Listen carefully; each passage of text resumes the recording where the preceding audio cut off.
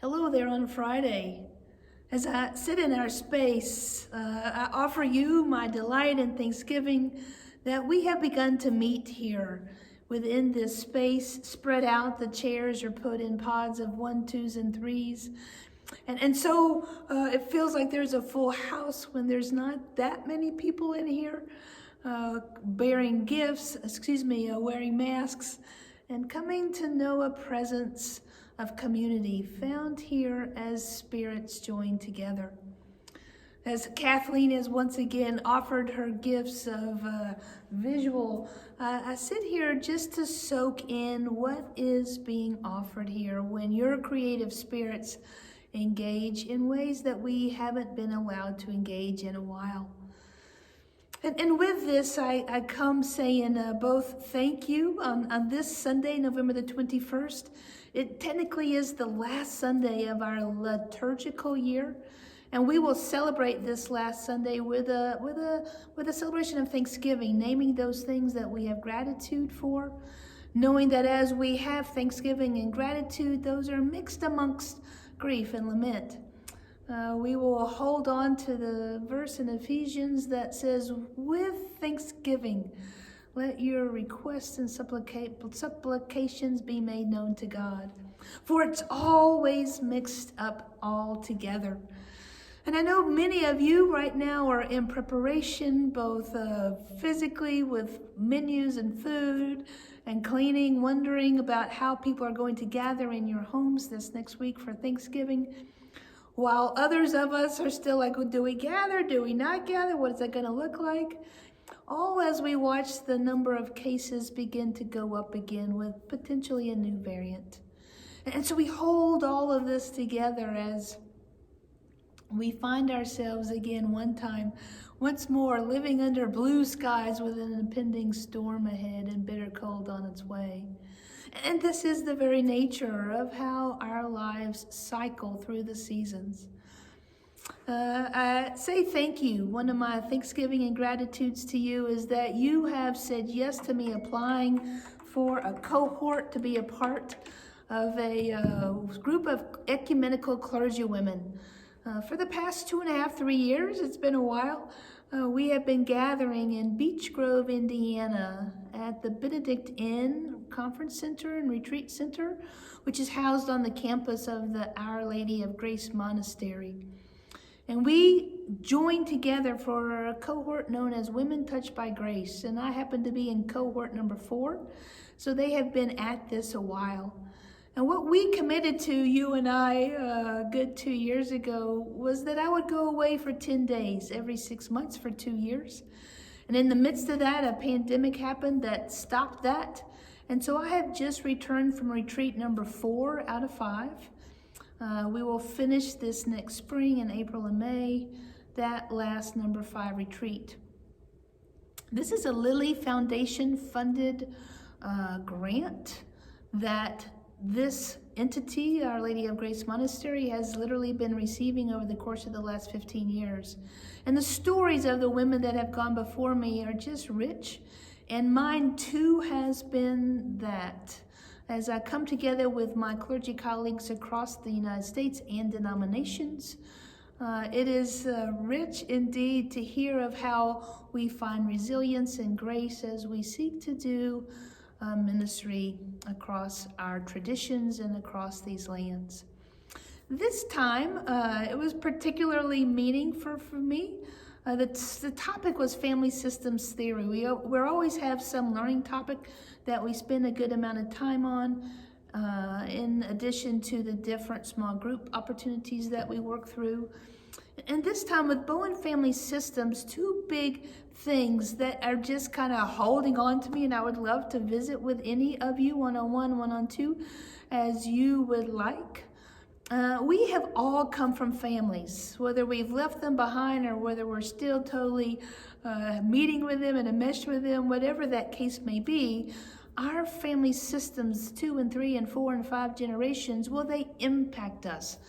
They have created who we are. And so the more we can actually learn about those systems with curiosity and care, it illumines for us who we are. And one of the things that I had not heard before, maybe I'd heard it and I had just not wanted to hear it, but it was new for me, is that every system, every organization, every system has anxiety within it. And the health of that organization, whether it be a church or a family or a small group, it's how you manage and or name that anxiety. And I'm like, why would we want to talk about anxiety? Well, it's there. And so with that, as you begin to get even closer to next week and to Thanksgiving, I'm going to challenge you or encourage you to start, what are those anxieties that you're feeling? In amongst the excitement and the joy for family and friends coming together, what's the anxiety there? Knowing that the more we talk about all of it, it lessens the anxiety. It takes vulnerability, it takes openness. And the more we can talk about those things that are bubbling up, maybe how we know that some of our past ancestors have impacted us, it diminishes the anxiety a little bit, and which allows us to really more fully engage with one another. Receiving grace, offering grace, receiving mercy, offering mercy, all of those different pieces that we are called to do in our ministries with one another and in our relationality with one another. Well, it helps a little bit if we can actually name those things that are going on with us, totally out of curiosity and care, and as responsive as possible, meaning that we have a responsibility to know who we are. The second thing that really impacted me this last week was the knowledge that triangulation is not bad. It just is. We live in triangles. We live in a multitude of triangles, overlapping triangles and mesh triangles.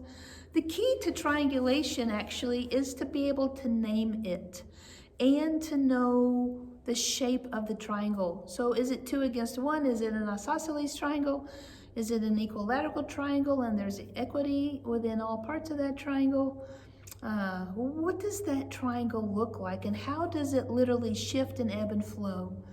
And the more that we can be intentional about that, to name that, the healthier and more whole we will become. And where healing needs to occur, there is more opportunity for healing to occur within those relationships.